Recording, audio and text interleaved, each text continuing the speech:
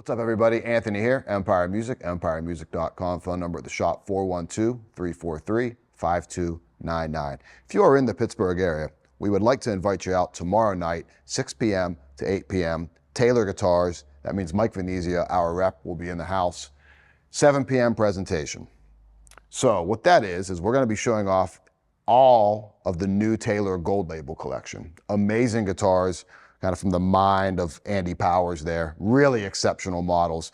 You'll get a chance to try them out. You'll get a chance to ask any questions.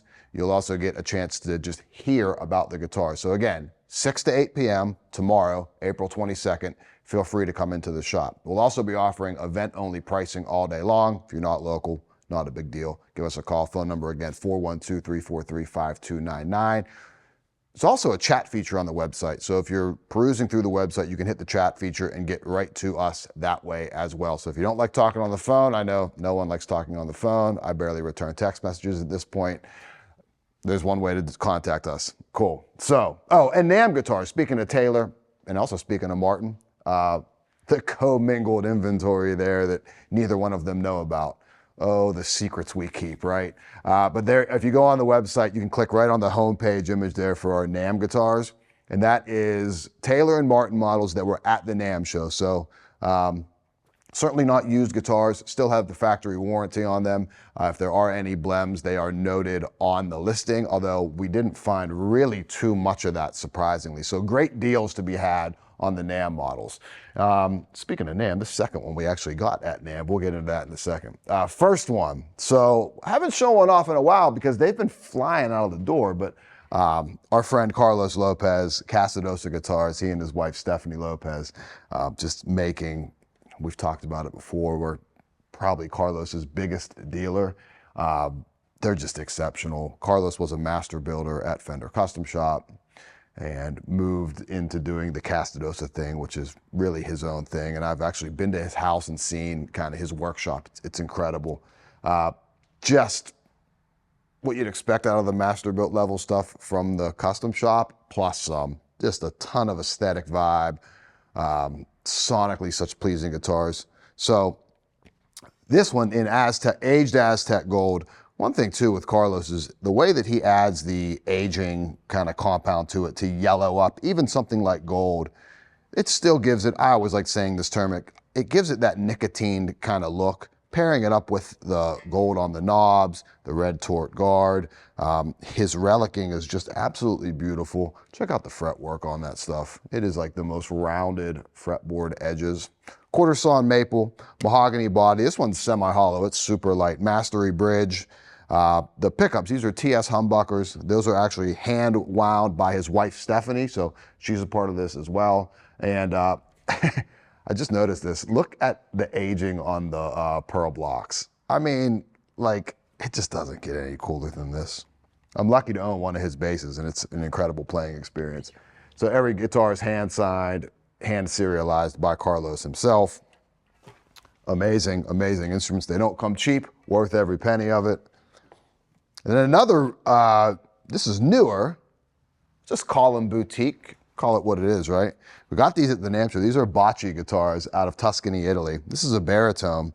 So Klopman pickups, who we also met at the NAMM show. Very, very nice handmade pickups in that. And a Dream Song bass pickup in that. Why? Because again, baritone, so 28-inch scale length.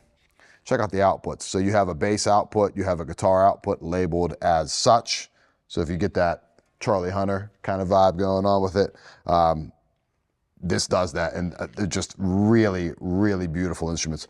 Alder body on this, ebony fretboard. Come on, like it's killing. And the aesthetics, I think, I was thinking about this yesterday when I was shooting some photos for this stuff. It reminds me of like a Kubrick film, like just the shape of the guitar. Like it's just something that I would like, I don't know why in my mind, like I could see this in A Clockwork Orange or something. We don't need to get into the vibe of that movie, comparing that to the guitar, but just visually, it struck me as that. So super cool. Now, and it doesn't really fit in the stands great. We got to be careful there, right? Powers Electric. We love these guitars. Justin's been doing some really, really good stuff with these guitars, bringing them in, really being at the forefront of kind of pressing these out to our customers and shining some spotlight on these things. This one's in willow green. If you are a fan of subtlety, this is probably not the color for you, but it is, I love it. It's bright, punchy. You get a lot of that out of the pickups too, with the partial Faraday PF42s and the camtail bridge. You got the aesthetic of the acrylic knobs. Those are made from like the discard from creating surfboards, so kind of a Southern California tie-in. Honduran rosewood fretboard, mahogany neck. What's interesting about the fretboard and the neck, I guess all together there, is it is a split radius. So what we have going on there is a more rounded radius for the bass side and a flatter radius for the treble side. So it's not asymmetrical in the case where it flattens out as we go up the neck. It actually flattens out as you go across the neck. So if you're doing bends, that's not gonna fret out so quickly. And it's not something that you even, now that I'm looking at it, I mean, I guess I do kind of see it a little bit, but when you're in playing position, you don't notice it. It just feels really good. And we talked about the gold label guitars from Andy Powers. This is Andy Powers' electric kind of entry into that world, and they're exceptional. Very well thought out, semi-hollow, but a trussed body, so you get the sonic principles of semi-hollow. But the feel, I mean, it's very lightweight, but still the feel of a solid body instrument. Exceptional guitars, really very nice. And then same thing in Sweet Tea Burst.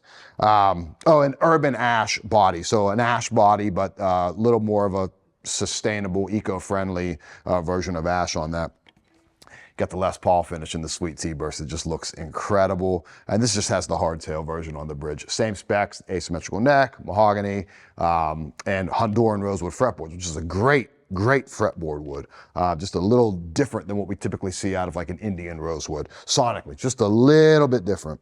Now, we can go on and on about specs. I talked about a lot of specs over there. I probably got all of them wrong, but that's okay. You can always go to the website, empiremusic.com, or call us at 412-343-5299 to get straightened out on the specs that I've probably got incorrect. No specs needed. We'll talk very briefly about them. This is all vibe. All vibe. 64 SG standard Gibson custom shop, Maestro Vibrola. You know, we show the cam tail on the Powers. That thing, perfect intonation. It's radius for each string. And here we have the Maestro Vibrola. As perfect as that is, as imperfect, that is as imperfect this is, if that makes sense. But tons and tons of vibe on this. Unpotted pickups too, adding to that vibe. Check out the finish on this. So this is in Silver Fox. And Joe, like 2 Saturdays ago, I was on the floor and Joe was showing this to a customer. He was talking about it being dog-haired, and that is very much, I never heard that term before, but you can kind of see the grain and the wood sort of popping through on that. It's so, so nice. Talked about on Carlos's guitar, the aged blocks. You can just see they're slightly yellowed. I just love this guitar. Justin just shot a video on this. That'll be out hopefully this week sometime. Sounds great. It's really, really got the vintage SG thing going on. Now, we go to a little bit more modern, right? We got Les Paul Custom, figured. It is weight relieved. I'm not sure that matters. It's still pretty heavy, but you expect that out of a Les Paul. In the red tiger finish, so 3A flame top, or 3A figured top, I don't think that's flame. Gibson custom shop as well. Beautiful guitar. This has custom bucker zebra pickups in it. So if we took those pickup covers off, you could change the aesthetic considerably with the white and the black humbucking pickup in that. Super cool. Now, shooting a video on these later today, and I got a chance to play them last week. 1966 P-Basses. We do so much work with the custom shop. You obviously know about our Empire 58 P-Basses.